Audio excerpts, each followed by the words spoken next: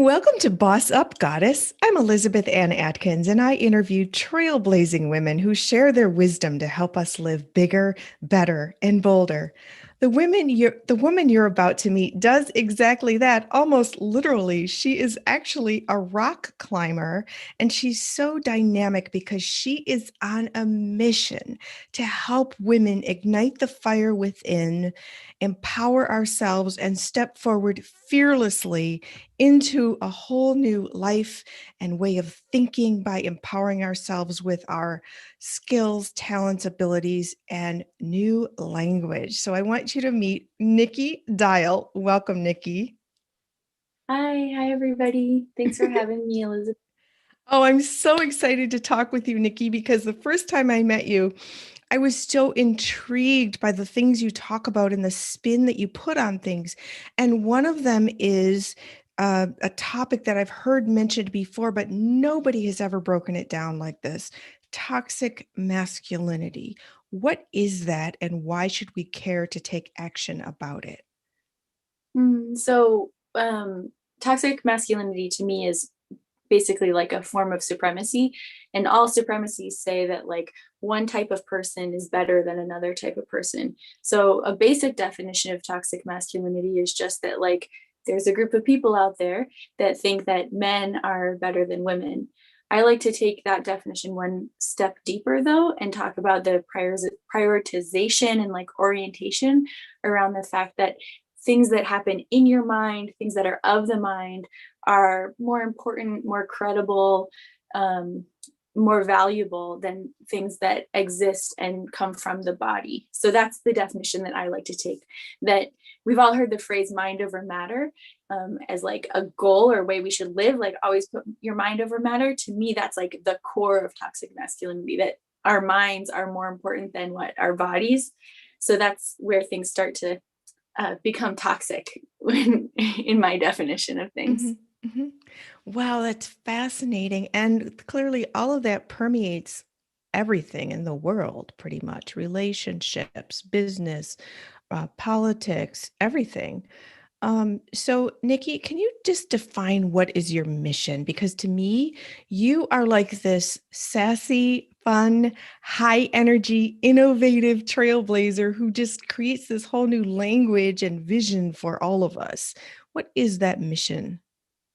Um, I guess for me, my mission is for personal and like cultural liberation. I feel like there's so many. I mean, beginning at the individual level, like I don't work yet in the bigger systems. So the people that I have access to are really through one-on-one relationships, like not just the people I work with, but like who I interact with at the grocery store and how can Uh-huh. I dismantle um like systems of oppression and like supremacy within those small interactions that I have all the time, and how can I help other people do the same thing. Like it's not my job to say that anyone has been like oppressed if they don't feel oppressed. Uh-huh. But as soon as someone notices like, oh my gosh, I've been living with this belief system, or like society has put this belief system on me that makes me feel smaller or less than, then I can step in and help you and be like, hey, that's actually not true. Like we're definitely all on the same level. And so yeah, I'm here to like destroy those ideas that maybe one type of person or one body type is better or different than another type. Yeah. Love that so much. So you work as a coach and you help individuals, women, and you work in a group setting and individual coaching? Yeah, and I don't limit my practice to women, like I kind of hope to exist in a world that's like almost post gender on the outside, where like Ooh. um I really try to work with people's like inner feminine and inner masculine, and that often like doesn't have anything to do with like our outward gender. So Oh. I've found that like a lot of women, like female bodied people who are assigned female at birth, are like traditionally oppressed by systems of toxic masculinity. But there's also a lot of people who don't identify as women, who like their inner feminine has been so wounded and there's no space for their feminine to exist. So really I'm an advocate for like all the femme representations, whether it's like inner and outer. And yeah, it's mostly women, but I think as like our consciousness expands around like people, like as toxic masculinity dissolves, there's more male-bodied people who are okay saying like, I have a feminine, and I have, Ooh, yes. I to me, love that. yeah, the more the systems crumble, the more room there is for like people of all anatomies and bodies and genders to say like, oh, like I'm all things, I'm a rainbow. Oh, a rainbow. I love that, Nikki, so much. Thank you for opening my mind and we're trained in such a um duality. It's like there's these extremes and we're either or, but we're not. We're on in most areas of our lives, we're somewhere in the middle or all around. So thank you for that. You totally expand my thinking when I listen to you. And when I first saw your Moon Power newsletter, I was like, whoa. I just read it like, wow, what a way with visions and ideas. And can you explain what your Moon Power mission is, please? Yeah, so I made them it's a journal that you can fill out. It's like a, I guess it's loosely a 28-day process, but basically the like capitalist or like our Western way of creating things is on the like it's the mentality that um revenue or production always needs to increase, so we're going to like focus all of our mental energies towards making more money, like being more successful, becoming stronger, like more fit as an athlete, like it's always improving.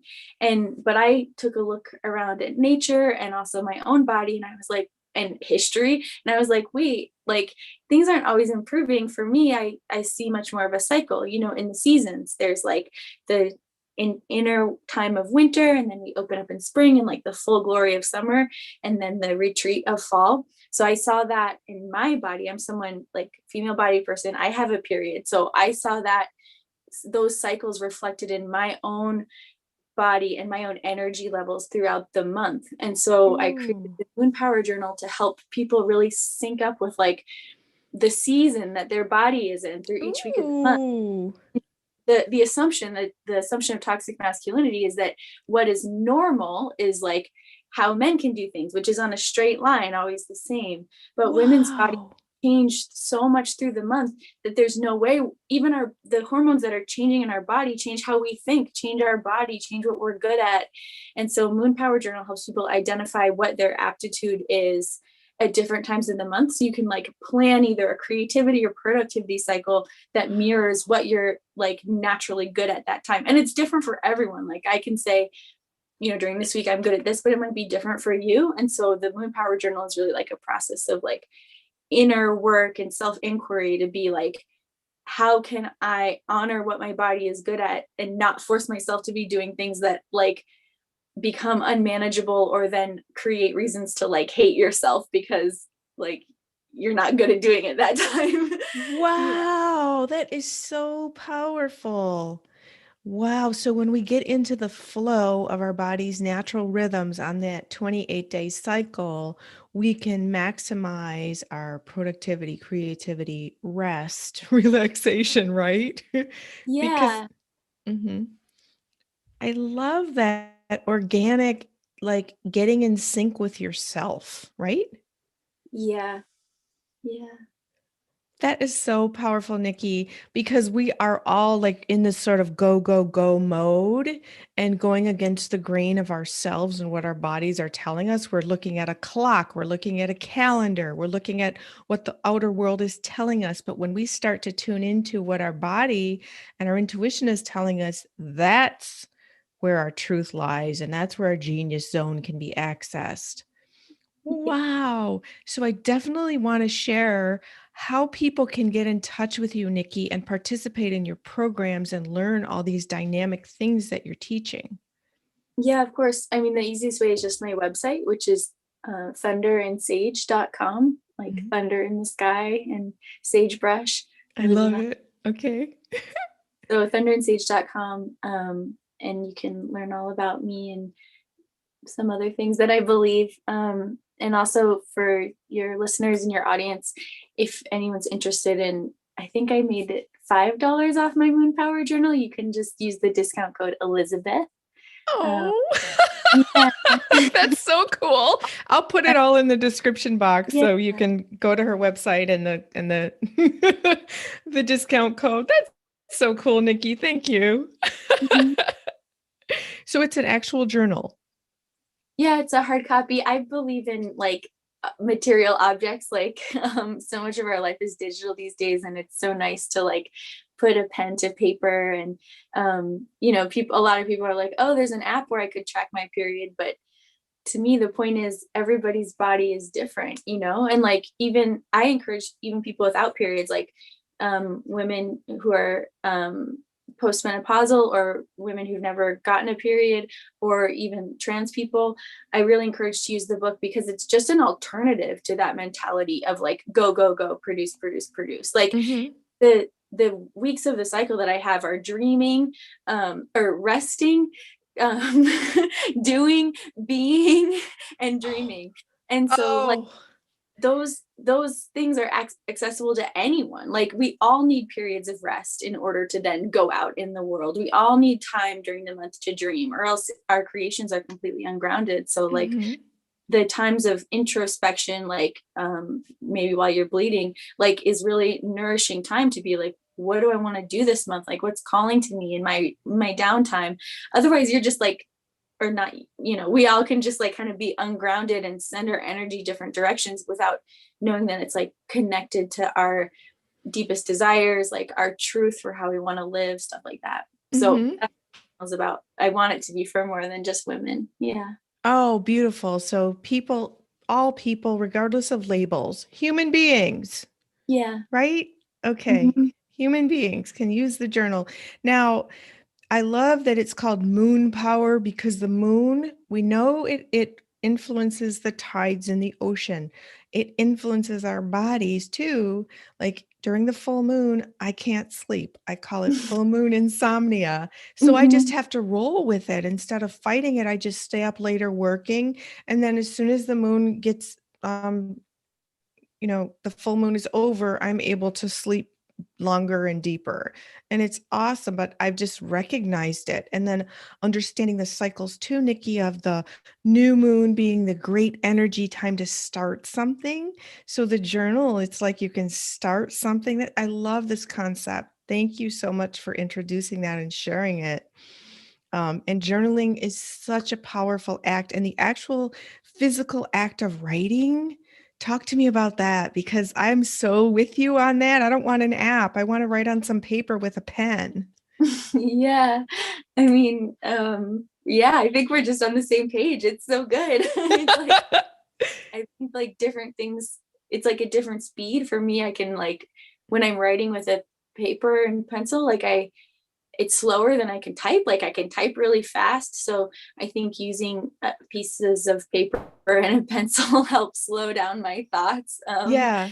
which a gift. And the it's a journal, but there's all sorts of activities and stuff like that. So um, yeah, you get to draw a little bit. You get to do things Yes. for other people and stuff Hmm. like that. Yeah. So another theme here, Nikki, that you're focusing on is slowing down and just being as opposed to doing, because you're an entrepreneur, I'm an entrepreneur. You literally could work 24/7 and exhaust yourself and just constantly be working and striving. But I found that I was reaching a burnout point and the word being, I kept hearing it from people, just be. And I literally will go sit on the sofa and stare into space, just to take that break. So I love and just slow down through your meals, right? Slow down through all the things you're doing in a day. Is that what you advocate? Yeah, slow down. And I think it's like, I think it sounds like slowing down is like totally where you're at right now. And for me, I find that like when it's time for me to slow down, like the faster that I do that, the faster that I answer that call, like my body recovers so much faster. And then when I'm called to be fast and I'm called to be full of activity, I have more energy to do that. Mhm. So it's like, I'm a really energetic person. Like, Uh-huh. I'd be really mad if someone told me to go slow all the time. Like, that would work for me because I have a ton of energy. Uh-huh. So, but I'll burn out, you know, if I, Right. if, or if I pretend like, I mean, back to the supremacy and the toxic masculinity, if I pretend that the only way to get things done or make money in my business or grow as a business is always be doing activity, like that's the number one ingredient for burning out. So, you know, it's hard. We all have to invent basically another like paradigm, another belief system that says, I can still make money, like I can still be healthy, like I can still be a functional member of society while going slow when I need to go slow and trusting that I'll be fast and Yes. when it's time for me to be fast. So there's room Oh. for all of it, you know, Mm-hmm. like and there's room for it to change over the course of your life or the course of the month or whatever. And the more I become in tune with my body, the less of a fight it is. I'm not like struggling against myself, you know, Mm. and I can just trust like cycles are cool because low energy times come back around and high energy times come back around. You can trust that, like you can trust a cycle. It will happen again. So it's kind of like turning yourself over to that. I think is very healing, something outside of myself, you know? Wow, that is so wise. That is so wise, Nikki, because I personally rail against if I'm tired and I want to work, I'm so annoyed. It's like I Mm. want my energy. But lately, you can't work when you're in that brain fog and fatigue. You just can't. Yeah, and like our energy is like the best, you know, so we have to protect it and like only put it towards things that are like for world peace, you know, or like for self-love. Like those are the ways I want to spend my energy and like it's sacred. Like I want to respect it, you know, like no one out there is gonna respect it. I am. I like make Right. the rules about my own space. See? So I'm not like waiting around for someone to give me permission to like do it the way that works for me, you know? Yes, and that's so powerful. You're setting a great example because so many of us do wait for permission, or we've been told no, or we're supposed to conform to a certain thought process or behavior pattern. And so we feel like we have to ask permission to do anything outside of that standard. So that's why I love talking with you so much because you're not in that. You're doing Nikki and you are showing other people how to follow your own compass, your own rhythm. Yeah, I mean, there's to me, there's nothing more. It's a very painful phase in life that like I've been through, that so many of us go through, where we're having that inner battle between like basically what we want and what someone has told us is good and bad. And to me, that's like that the energy that it takes to engage in that conversation, that inner conversation about like, is what I want to do right? Or what these other people, my parents, society, my job, like that conversation takes up so much energy. And then, especially for creative or intuitive people, there is no energy left over to like be on your life path or to do world peace in the way you need to do world peace. So, like, I'm just like, I want to, yeah, it's really helpful to like learn about that conversation and learn about how much energy you want to spend engaging with it because it's endless and bottomless and there's no winning. And so to me, I just like to set that conversation aside and like put it over there. Oh my goodness. Okay, I'm here, I'm doing my thing. Nikki, oh my goodness. Because, first of all, I hope in your work you help people become aware of how bogged down we are mentally in our brains with that conversation. It's almost like it's a program running, like on your computer, there's a program running in the background. It's like Mhm. running and everything filters through it, right? What are they going to think? What is going to happen? Oh no, what if this? And and what it does is just like suck all the energy out of your genius zone. Yeah. Wow. So a lot of people are stuck between there's that program running, and then there's the genius zone, and then there's fear in between. So Nikki, how do you help people burst through that wall of fear? Hmm.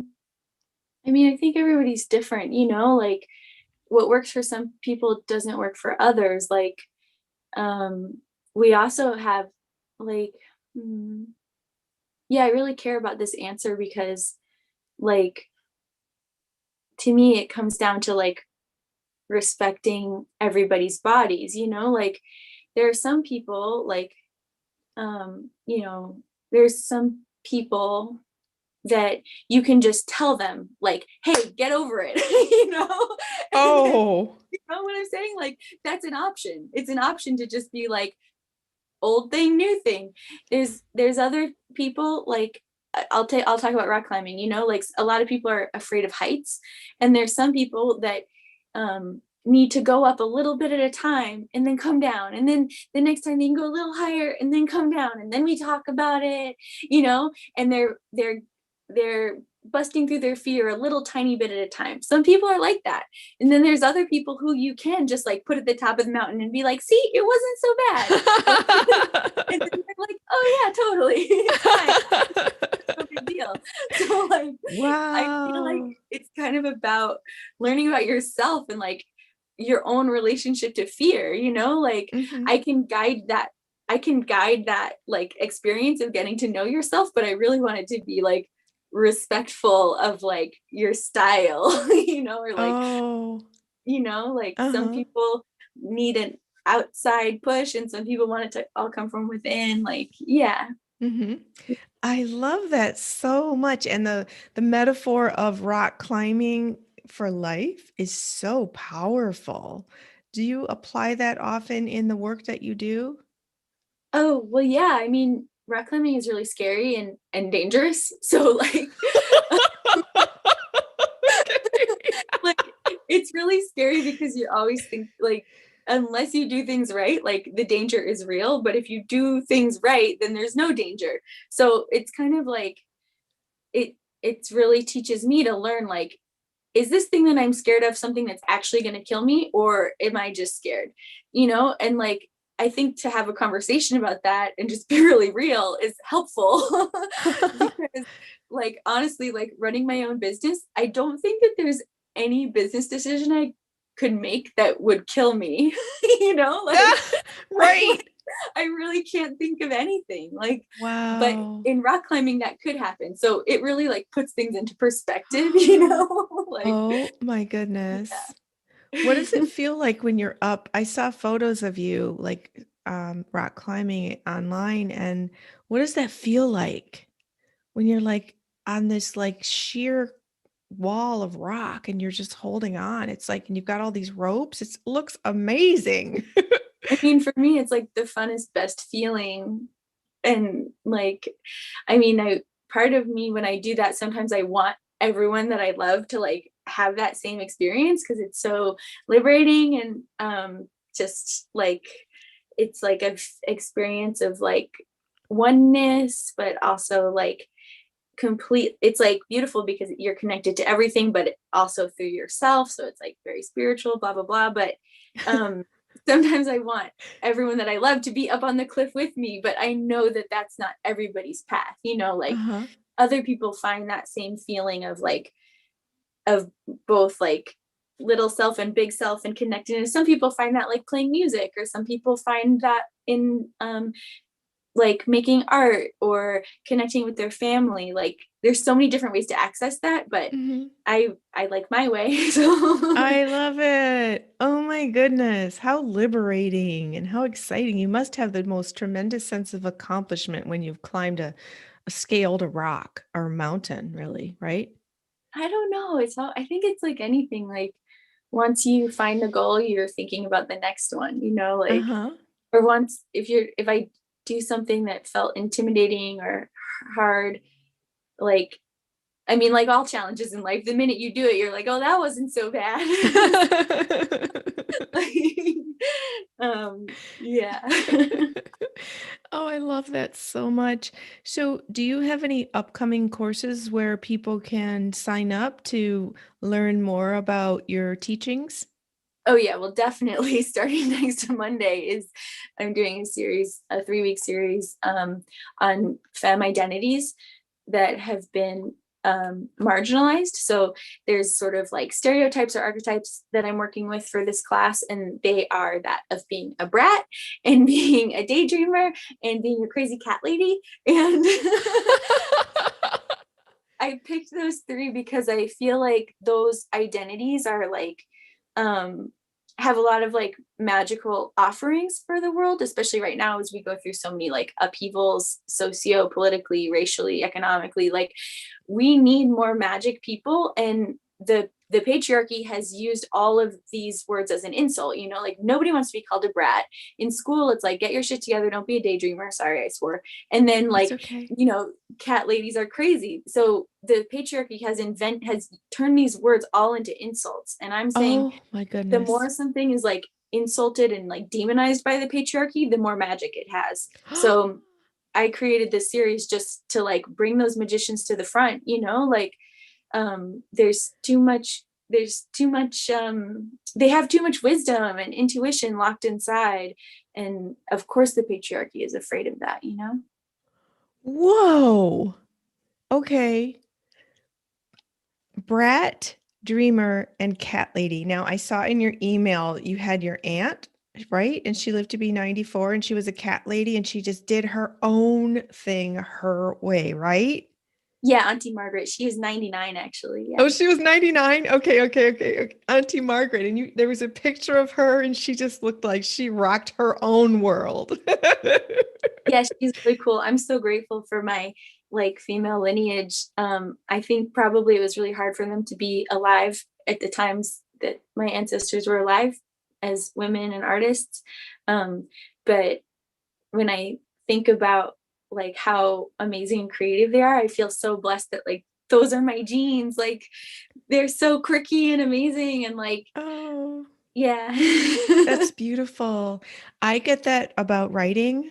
And in Mhm, meditations, I've gotten messages from women writers who are not alive anymore about how mhm, we have to represent, and we have such freedoms that they couldn't even imagine.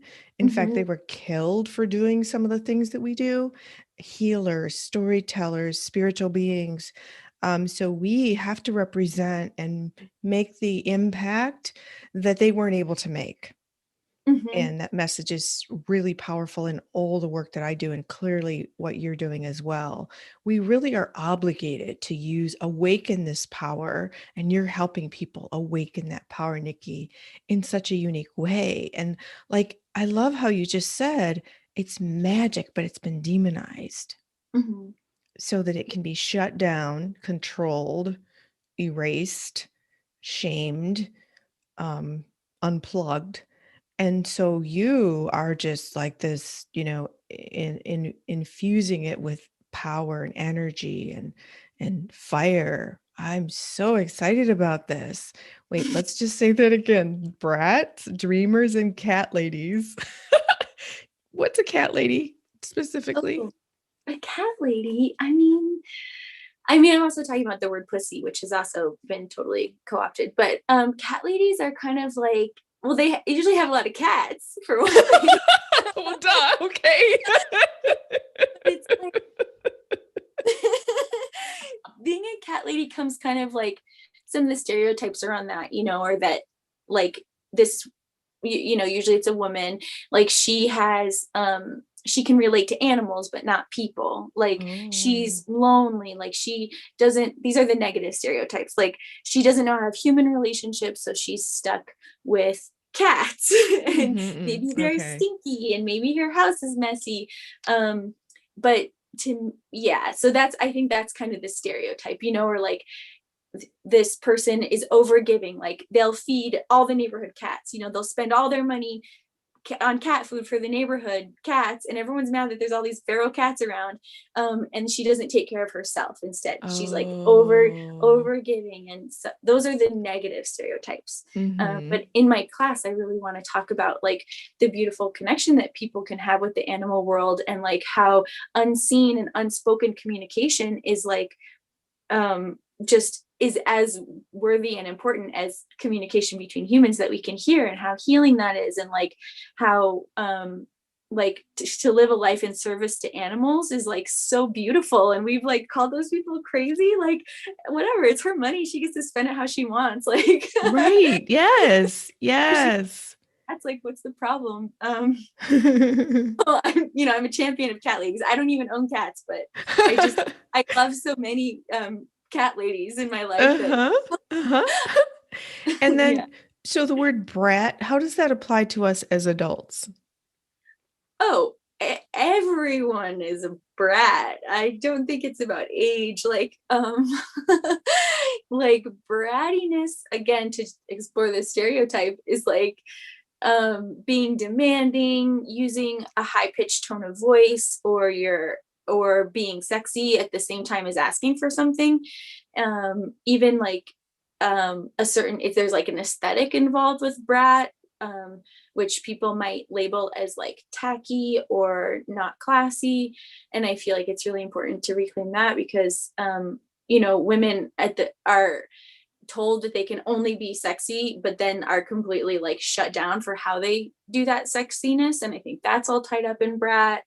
No, some of the biggest brats I've met are full adults. It is Okay. well, and even the fact that like an insult is something that makes someone childlike, like that children are beautiful, magical creatures, and that we would call adult women like a child is so demeaning. And look at, like, to me that just shows us the hierarchy in society. It's cis white Christian men on top, then women, and then children. Like, that's so, children are precious beings. Like, they should Yes. not be an insult to call someone a child. Mm-hmm. Mm-hmm. Yeah. Beautiful. And then dreamer, I think we Oh, should all be dreamers. yeah, dreamers is interesting because I think it's like I think it's the most prevalent of these identities, but also the most looked over. So when I think of dreamers, I think about people who've been like medicated or institutionalized. I think about like ADHD people. I think about stoners, like people who've had to like really retreat from society because their gifts like don't have a place to go. Like, they haven't succeeded in like in the education system or in the work environment, and they're criticized for being introverted, or for being really cozy, or for living in a fantasy world. But I'm like, those fantasies are what creates a new future for us. Like, it's really important to know what people are thinking about sitting over in the corner, and how also like the patriarchy has used things like medication to like dull all of those dreams, and make them, yeah, not as vibrant. So yeah, I'm super passionate about that identity, and I think it like gets glossed over a lot, for the sake of like Mhm. a homogenous society. Oh, yuck. Because that's a heavy one, I know. It's super, ooh. A lot of that is demonizing the magic of life and you're awakening it. I just love that so much, Nikki. So, can people find out about the 3-part series about Brat's Dreamers and Cat Ladies that starts Monday, February 22nd?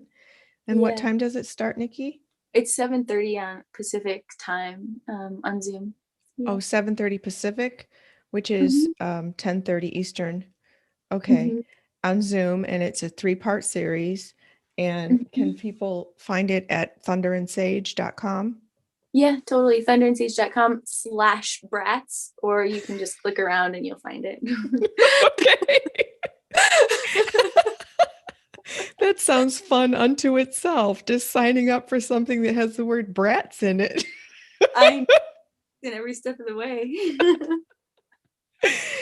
Oh my gosh, you're amazing. And you're also an author. You write beautifully. You're Mhm. just a very dynamic person, and I'm super excited about seeing how your teachings are influencing the world and changing people one by one. That's just so awesome, Nikki.